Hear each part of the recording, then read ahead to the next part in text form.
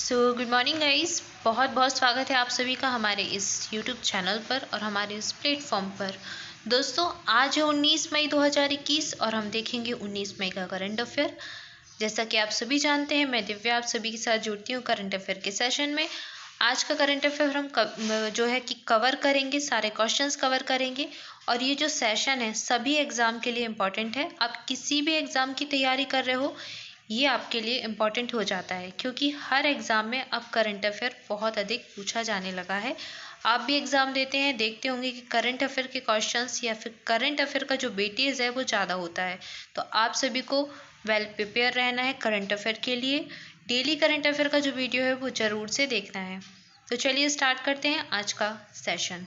पहला प्रश्न देखते हैं। पहला प्रश्न है आपके लिए, अंतर्राष्ट्रीय प्रकाश दिवस इंटरनेशनल डे ऑफ लाइट निम्न में से किस दिन मनाया जाता है? ऑप्शंस देख लेते हैं। ऑप्शन ए है 11 मई, 13 मई, 15 मई या फिर 16 मई। इस प्रश्न का राइट आंसर हो जाएगा ऑप्शन डी, 16 मई। 16 मई को मनाते हैं अंतर्राष्ट्रीय प्रकाश दिवस, इंटरनेशनल डे ऑफ लाइट, और ये यूनेस्को के द्वारा मनाया जाता है। यूनेस्को ने इसको शुरू किया था। क्यों शुरू किया था?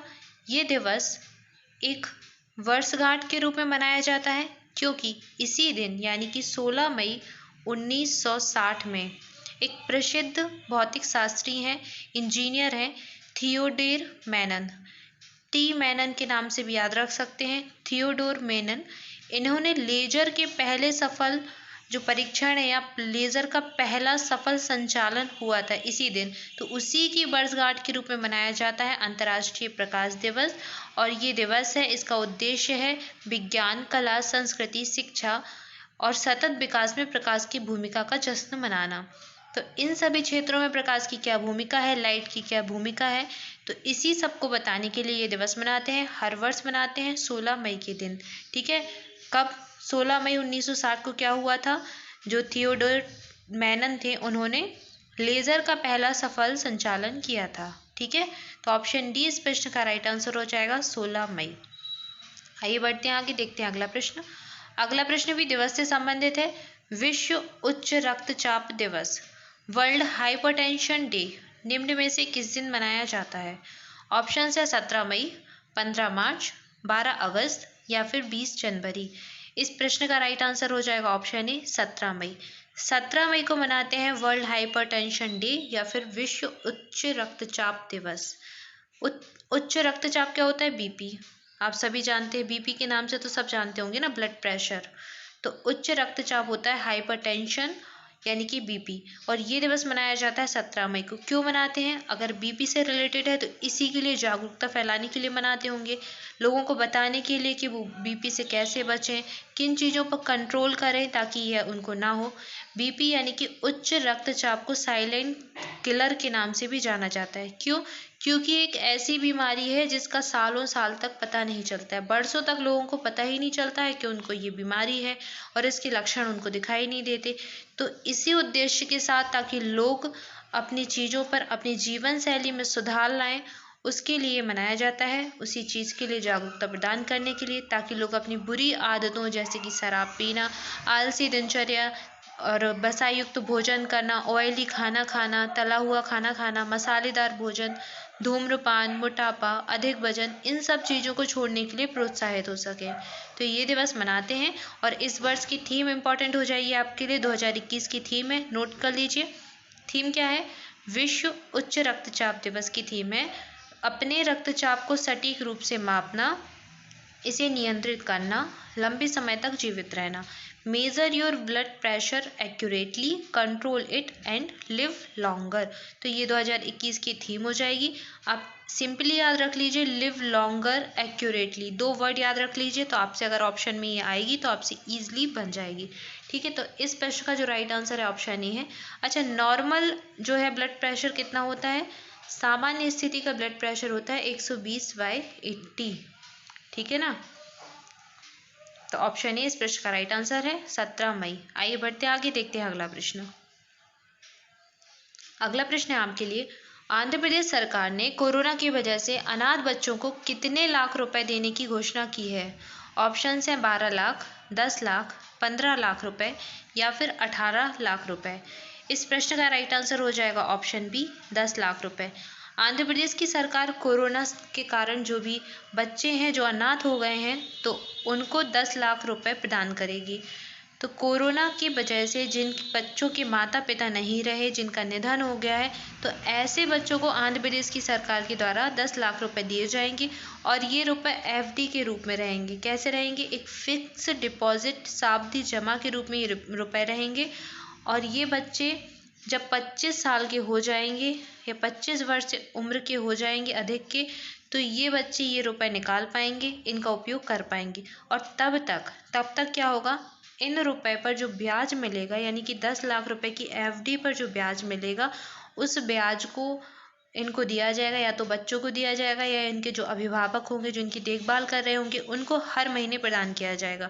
तो वो ब्याज की राशि इनको हर वर्ष प्रदान की जाएगी, हर महीने प्रदान की जाएगी, ताकि ये अपना जो अभी कार्य है 25 साल तक की उम्र तक जो है खर्चा है वो सब निकाल सकें।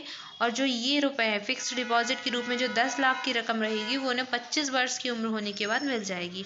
तो आंध्र प्रदेश की सरकार ऐसा करने जा रही है, 10 लाख रुपए अनाथ बच्चों को देगी फिक्स्ड डिपॉजिट के रूप में। इसके अलावा और राज्यों के द्वारा भी इनिशिएटिव किए जा रहे हैं। कोरोना की वजह से जो चीज़ें प्रभावित हुई हैं तो उनके लिए पहली चीज़ इम्पॉर्टेंट पॉइंट है, याद कर लीजिए, नोट कर लीजिए। हरियाणा की सरकार आर्थिक रूप से कमज़ोर वर्ग के लोगों को 5-5 हज़ार रुपये दे रही है। मध्य प्रदेश की सरकार भी आर्थिक रूप से कमज़ोर जो लोग हैं उनको 5-5 हज़ार की जो है आर्थिक सहायता या आर्थिक राशि प्रदान करेगी।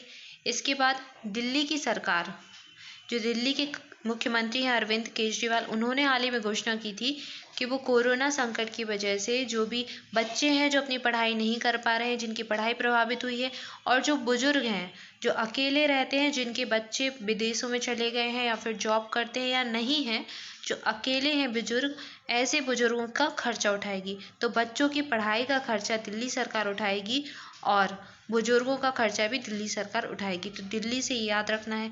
इसके अलावा मध्य प्रदेश सरकार ने ही घोषणा की थी, एमपी गवर्नमेंट ने घोषणा की थी कि वो अपने यहाँ के पत्रकार जो कि कोरोना से पीड़ित हैं तो उनको कोरोना का पूरा इलाज कराएगी। उनके इलाज का जितना खर्चा होगा वो राज्य सरकार वहन करेगी। तो एमपी गवर्नमेंट ने ये स्टार्ट किया था, ठीक है। और इस प्रश्न का right answer option B, Andhra Pradesh सरकार 10 लाख का फिक्स्ड डिपॉजिट कराएगी अनाथ बच्चों के नाम। अच्छा, बात हो रही है आंध्र प्रदेश की, तो आंध्र प्रदेश की चर्चा कर लेते हैं। आंध्र प्रदेश की राजधानी क्या है? विशाखापट्टनम। यहाँ की 3 राजधानियाँ हैं, एक है विशाखापट्टनम, दूसरी है अमरावती और तीसरी है कुर्नूल। तो विशाखापट्टनम यहाँ की एग्जीक्यूटिव यानी कि कार्यकारी राजधानी है, अमरावती यहाँ की लेजिस्लेटिव यानी कि विधायी राजधानी है, और कुर्नूल यहाँ की जुडिशियरी यानी कि न्यायिक राजधानी है। तो ये राजधानियाँ याद रखना है आपको। आंध्र प्रदेश भाषा के आधार पर गठित होने वाला पहला राज्य था, आप सभी जानते होंगे। फॉर्मेशन कब हुआ था? 1 नवंबर 1956। 1 नवंबर 1956 को आंध्र प्रदेश राज्य की स्थापना हुई थी। अच्छा, ये डेट जानी पहचानी लग रही है क्या? क्योंकि 1 नवंबर 1956 को ही हुआ था मध्य प्रदेश का गठन, मध्य प्रदेश की स्थापना हुई थी, और 1 नवंबर को मध्य प्रदेश का स्थापना दिवस मनाया जाता है और आंध्र प्रदेश का स्थापना दिवस भी मनाते हैं। तो ये आपको याद रखना है। इसके अलावा यहाँ के मुख्यमंत्री कौन है आंध्र प्रदेश के? Y S Jagan Mohan Reddy. नाम इम्पॉर्टेंट है, याद कर लीजिए। मुख्यमंत्री कौन है, यानी कि सीएम यहाँ के कौन है? Y S Jagan Mohan Reddy. और यहाँ के जो गवर्नर हैं वो कौन है? विश्वभूषण हरिचंद्रन। विश्वभूषण हरिचंद्रन यहाँ के गवर्नर हो जाएंगे। तो इस प्रश्न से संबंधित इतनी जानकारी आपको याद रखनी है। आइए बढ़ते हैं आगे, देखते हैं अगला प्रश्न। अगला प्रश्न है, इंडियन मेडिकल एसोसिएशन IMA के पूर्व अध्यक्ष और पद्मश्री से सम्मानित किस डॉक्टर का कोरोना संक्रमण की वजह से निधन हो गया? ऑप्शंस हैं कमल त्यागी, राहुल सचदेवा, के अग्रवाल और रोहन अग्रवाल। इस प्रश्न का राइट आंसर हो जाएगा ऑप्शन सी, के अग्रवाल। तो इंडियन मेडिकल एसोसिएशन IMA के पूर्व अध्यक्ष थे के अग्रवाल और पद्मश्री से सम्मानित थे। हाल ही में इनका निधन हो गया है। इनको BC रॉय पुरस्कार भी प्रदान किया जा चुका था। डॉक्टर BC रॉय पुरस्कार जो मेडिकल के क्षेत्र में जाना माना पुरस्कार है, 2010 में इनको ये पुरस्कार भी मिल चुका था और 2005 में इन्हें पद्मश्री पुरस्कार, सॉरी 2010 में इनको मिला था पद्मश्री पुरस्कार और 2005 में मिला था डॉक्टर वी.सी. राय पुरस्कार। इससे इनको सम्मानित किया जा चुका था। तो पद्मश्री पुरस्कार से सम्मानित इंडियन मेडिकल एसोसिएशन के पूर्व अध्यक्ष डॉक्टर के अग्रवाल का कोरोना संक्रमण की वजह से हाल ही में निधन हो गया है और ये 62 वर्ष के थे। ठीक है, तो इनका ये नाम याद रखना है आपको। आपसे प्रश्न में पूछ सकते हैं के अग्रवाल जिनका हाल ही में निधन हुआ है किस क्षेत्र से संबंधित हैं, तो आपको वहाँ पर बताना होगा कि ये स्वास्थ्य से संबंधित हैं। किस क्षेत्र से संबंधित है? ये डॉक्टर थे और ये स्वास्थ्य के क्षेत्र से संबंधित थे। ऑप्शन सी इस प्रश्न का राइट आंसर हो जाएगा। आइए बढ़ते आगे, देखते हैं अगला प्रश्न। अगला प्रश्न है, कोरोना वायरस के खिलाफ जंग में निर्णायक भूमिका निभाने के लिए किस संगठन की ओर से anti Covid medicine 2 DG launch कर दी गई है? ऑप्शन है DRDO, भारत बायोटेक, इसरो या फिर ICMR। इस प्रश्न का राइट आंसर हो जाएगा ऑप्शन ए DRDO। DRDO क्या है? Defence research and development organisation. ये भारत का रक्षा अनुसंधान एवं विकास संगठन है जिसकी स्थापना हुई थी 1958 में 1958 में, और इसके द्वारा कोरोना वायरस के खिलाफ जंग में निर्णायक भूमिका निभाने के लिए anti Covid medicine 2 DG launch की गई है। ये मेडिसिन DRDO ने हैदराबाद स्थित INMAS के साथ मिलकर बनाई। INMAS क्या है? INMAS यह institute of nuclear medical medicine and allied sciences, institute of nuclear medicine and allied sciences, इसके साथ मिलकर DRDO ने ये मेडिसिन बनाई है। यहाँ की एक डॉक्टर हैं रेड्डी लैब, इनके साथ ये मिलकर बनाई है मेडिसिन, और हाल ही में क्लिनिकल ट्रायल में पास होने के बाद drug controller general of India ने इस दवा को इमरजेंसी यानी कि आपातकालीन स्थितियों में इस्तेमाल के लिए मंजूरी दे दी है। तो मेडिसिन का नाम क्या है? एंटी कोविड मेडिसिन है ये 2 डीजी। ये लॉन्च की है किसने? DRDO ने। ये DRDO के द्वारा लॉन्च की गई है अभी हाल ही में। इस प्रश्न का राइट आंसर ऑप्शन है DRDO। DRDO की मैंने आपको स्थापना बता दी है, कब हुई थी? 1958 में, 1958 में स्थापना हुई थी। और इसके जो अभी हेड है वो कौन है? G सतीश रेड्डी इसके हेड हो जाएंगे। इसके अलावा इसका मोटो भी पूछ लेते कभी कभी वनडे एग्जाम में। इसका ध्येय वाक्य यानी कि मोटो क्या है? बलस्य मूलम विज्ञानम। नोट कर लीजिए क्या है? बलस्य मूलम विज्ञानम इसका मोटो है यानी कि ध्येय वाक्य है, और G सतीश रेड्डी इसके हेड हो जाएंगे। ठीक है, ऑप्शन ए इसका राइट आंसर है। आइए बढ़ते आगे, देखते हैं अगला प्रश्न। अगला प्रश्न है, संयुक्त राष्ट्र जलवायु परिवर्तन सम्मेलन के लिए किस देश ने प्रख्यात प्राकृतिक इतिहासकार सर डेविड एटनबरो को COP26 पीपल्स एडवोकेट नामित किया है? ऑप्शन है भारत, जापान, ब्रिटेन या फिर नेपाल।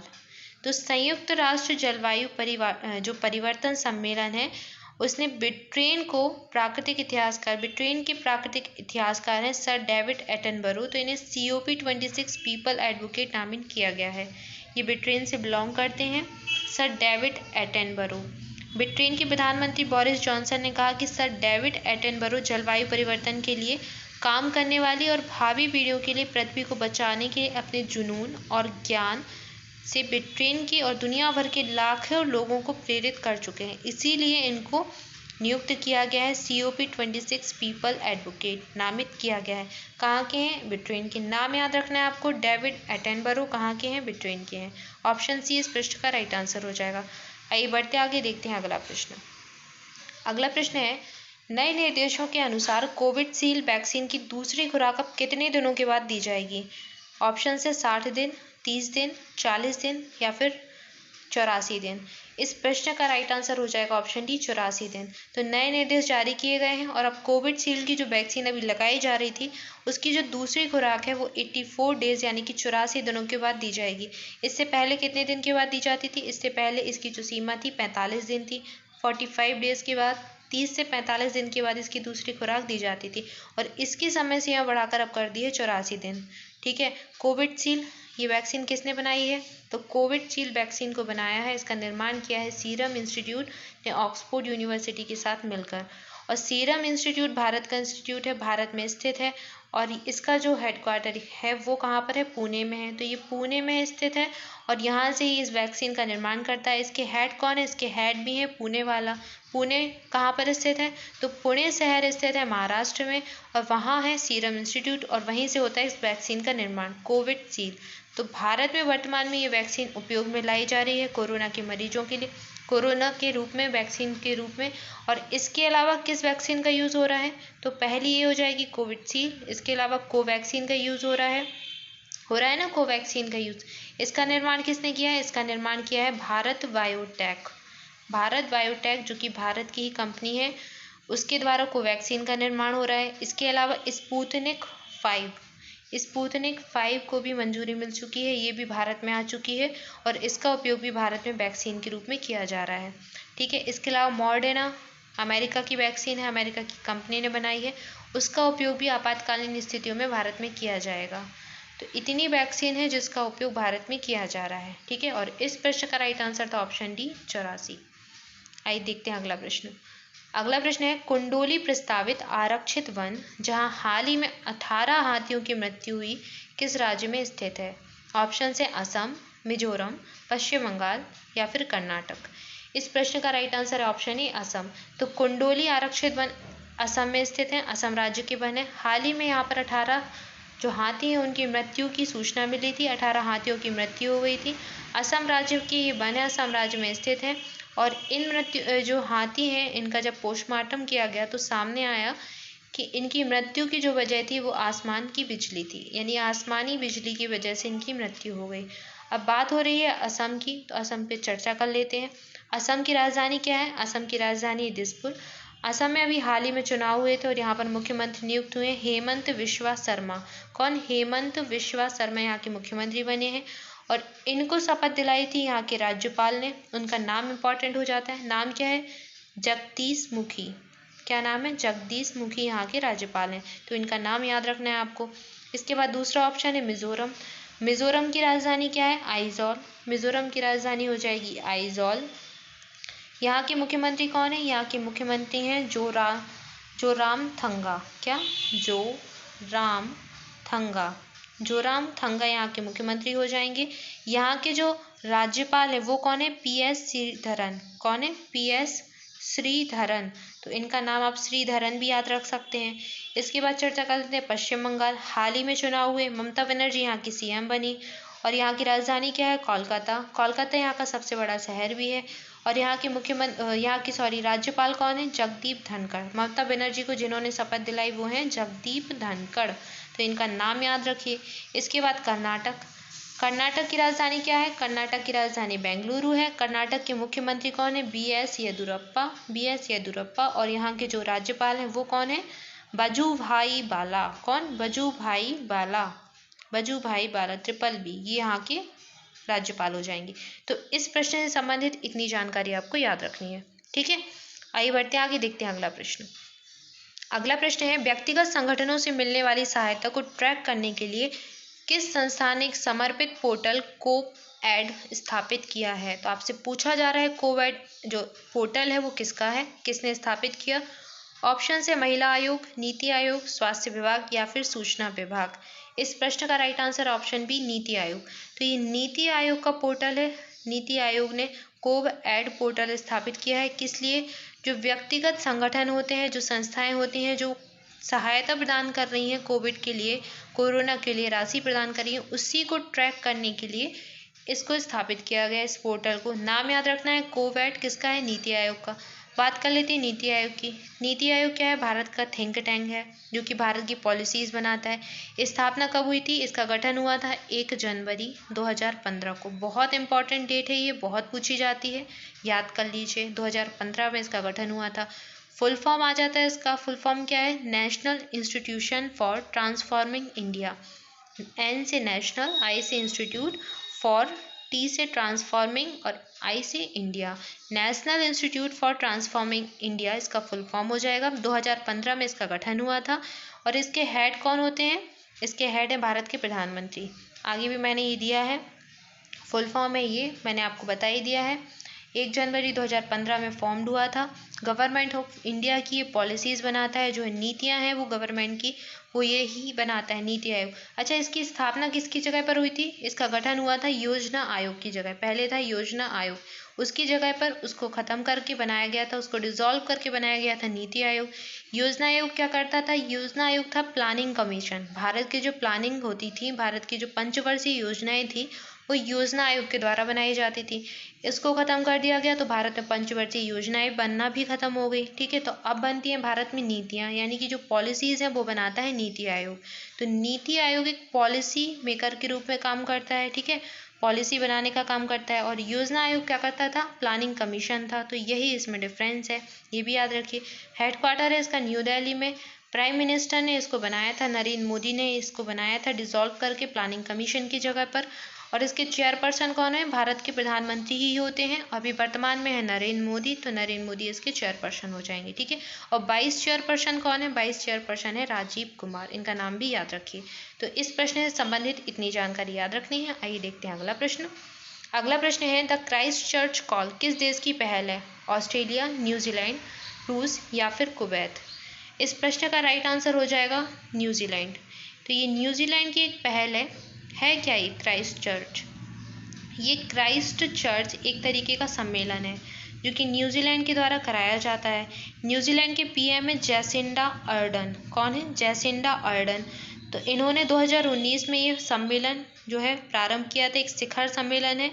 क्यों प्रारंभ किया था? क्योंकि क्राइस्ट चर्च एक मस्जिद है जहाँ पर हुई थी गोलाबारी, यहाँ की आतंकवादी हमला हुआ था। तो इसी चीज़ को ख़त्म करने के लिए, यानी कि तकनीकी कंपनियों ने ऑनलाइन जो आतंकवाद है उसको समाप्त करने के लिए सोशल मीडिया का उपयोग करके जो आतंकवाद फैलता है उसको समाप्त करने का संकल्प लेकर ये शिखर सम्मेलन आयोजित किया जाता है।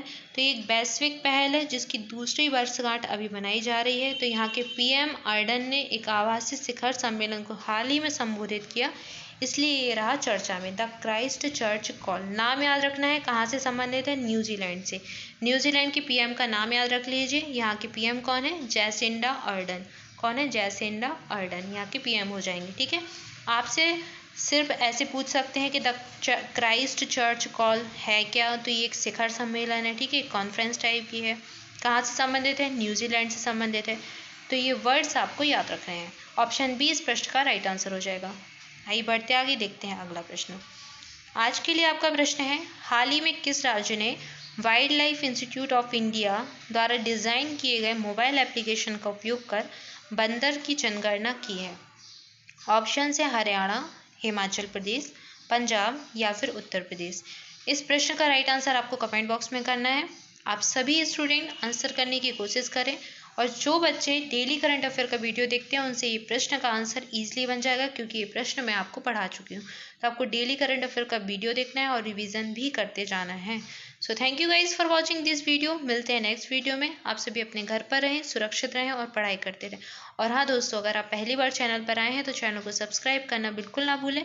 साथ ही साथ कर दें बेल आइकन को प्रेस, ताकि जो भी नया वीडियो है उसका नोटिफिकेशन आपको मिल जाए। और हाँ, अगर आपको वीडियो अच्छा लगा हो तो वीडियो को लाइक करना बिल्कुल ना भूलें, और अपने दोस्तों के साथ भी शेयर करें। सभी से कहें कि पढ़ाई करते रहें। मिलते हैं नेक्स्ट वीडियो में। Thank you so much.